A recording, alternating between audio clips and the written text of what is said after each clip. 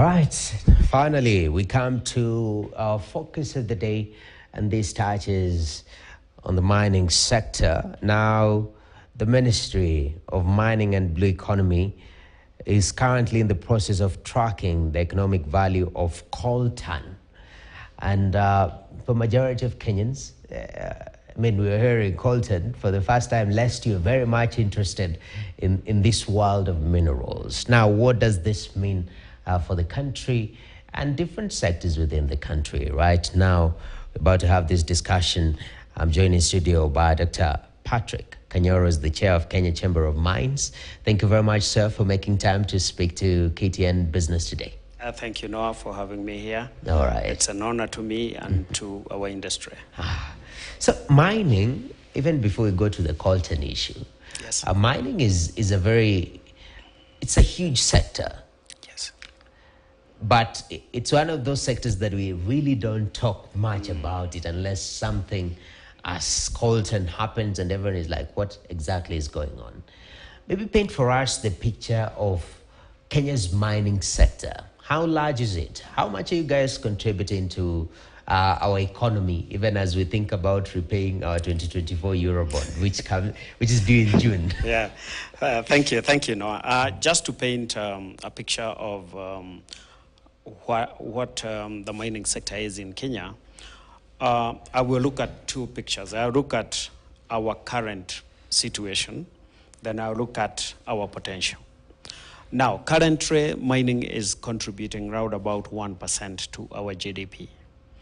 And 1% to our GDP is fairly small. Granted that we have two advantages. One, we are very well located geologically, and we have a very nice location geographically. Given that Kenya is endowed with different minerals, then doing 1% is doing a bit too little. However, there are efforts from government, from the private sector, from all the stakeholders to take the 1% to 10% of GDP by 2030. We have no doubt in our minds that if indeed government put the right policies in place, this can even be done in the medium term. It's something that we can do in 4 or 5 years. Yes. Oh, so we hold so much potential. Unfortunately, there are challenges, and we'll look into that. But for starters, looking at the different tiers within the mining sector, Yes. because like any economy, we are pretty much tiered up. When I talk about businesses in the country, Yes. majority of the businesses are micro and small businesses. Yes. When it comes to the mining sector, how are we segmented? In the mining sector, we have basically 2 or 3 tiers. The very first one are the artisanal and small-scale miners. And when we talk about artisanal and small-scale miners, we are talking about what you would call juakari, because the artisanal and small-scale miners are people who are doing mining on a very small scale, and that scale is basically to take care of their livelihoods and perhaps make a little more beyond their livelihoods. So we have the artisanal and small-scale miners, but most of the artisanal and small-scale miners are in the gold and gemstone subsector. That is where the bulk of the miners are. Then you come to medium-sized operations, and medium-sized operations are operations that will have premises, that will have some level of capitalization and equipment. And at that level, you'll then talk about an operation that is employing 20 people, 50 people, perhaps 100 people. Then from there, we go to the large operators. And we have very few large operators in this country, but we have large operators that employ people in hundreds, and perhaps one of our biggest operators is Base Titanium, employing well over 1,500 people. Okay. Yes. So very much tiered. It's very reflective of the Kenyan economy. True. It doesn't change much. Yes. And now this brings in the value, because when we talk about, for example, when we are paralleling or what's happening, and people say juxtapose these two sides, you find that majority of our small businesses have very huge struggle. They struggle the most. And even when we are forming interventions, which we're going to talk about later on, you have to think of these different tiers differently. Yes. So for the mining, especially the artisanal ones, the small ones who are majority, what challenges are they facing? I think that is one. Yeah. And two, you can also touch a little bit on the interventions that you say. If government can do something about it, then even in the medium term, we can achieve that 10% contribution towards the GDP. Thank you, Noah. In terms of the artisanal and small-scale miners, some of the let us agree that mining ordinarily happens in very remote locations. So that is challenge number one, that where these mining activities is happening, particularly for gemstones and for gold, most of those places have basic inadequacies in terms of water, in terms of infrastructure, access even to the mines, and also things like power. So that alone then works against a lot of things. Because if people cannot access water, they cannot access power, they are not able to access their mines in good time. It means that even getting whatever it is they are mining again back to the market, or the buyers accessing the mine, is still a bit of a challenge.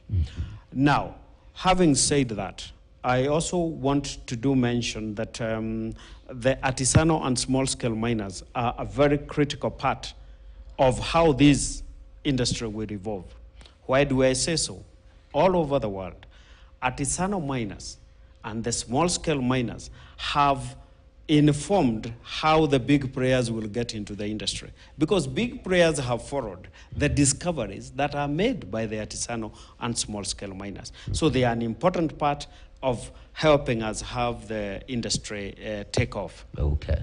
In terms of what interventions would be necessary, this I would address not even to the national government, I would address this to the county governments. Why do I say so? Because county governments are at that level of government where they ought to support their communities resident in their respective counties to access the basics of water, medical facilities, access roads, and yes, those interventions would help us start transforming the ASM. Yeah. Obviously, there is also need for access to training, access to technology, but that will come after we have the basics right. Yeah, and considering that this is an industry that has been there, I mean, when we go back in history, how long have we been doing extractives in this country?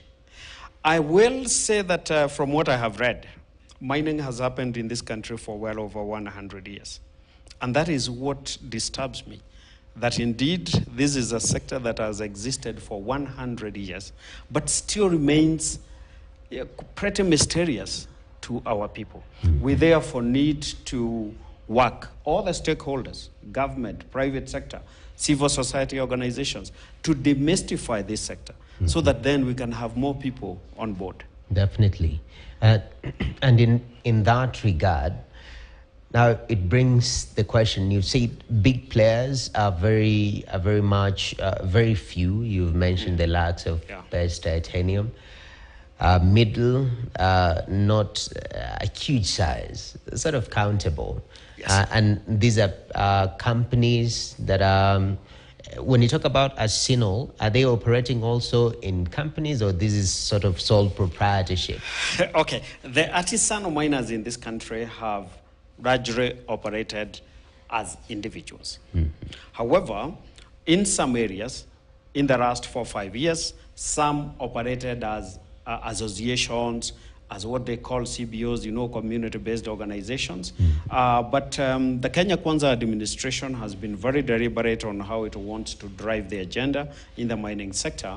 And all those that have been individuals, have been in associations, have been in CBOs, have been encouraged to form cooperatives so that then they start running the mining business as a business. Okay. Because we all know that associations are not business outfits.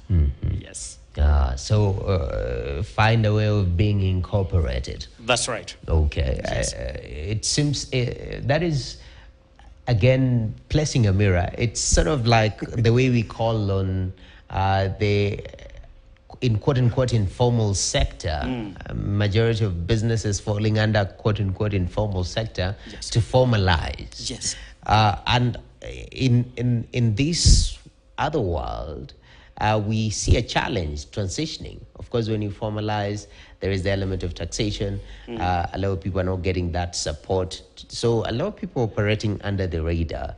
Is there something that is keeping the small-scale miners? Maybe they just want to do it solo, and under the radar that they're not converting. I will say that there are 2 or 3 reasons. Like you've correctly put it, a lot of people operate, they are not, you cannot trace them. And why is this happening? This is informed by a lot of things. The first one is what I said, demystifying the sector. Is there enough training? Is there enough education? Is there enough awareness of what people are dealing in? Remember that until 2016, when we got the new Mining Act, or let me not say the new Mining Act because it was in 2016, when we got the Mining Act. Yeah. Previously, we ran on a Mining Act that had been enacted in 1940. So it took us around about 76 years to reinvent our way as Kenyans and get into mining business. Now, until 2016, anybody found with a mineral was taken in as a criminal. And therefore, we are grateful that the enactment of the 2016 Mining Act at least decriminalized mining. However, as old habits die hard, it took pretty long time. And I am very grateful that indeed the Kenya Kwanza administration, through a cabinet meeting, I think on the 3rd of October, made it very clear that the government of Kenya has decriminalized artisanal and small-scale mining.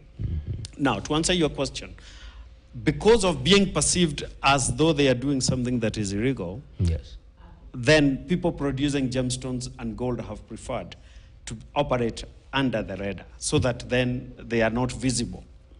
However, now formalization is helping us put things in perspective. And when we formalize, of course, there are still fears that when I formalize, I'll pay taxes.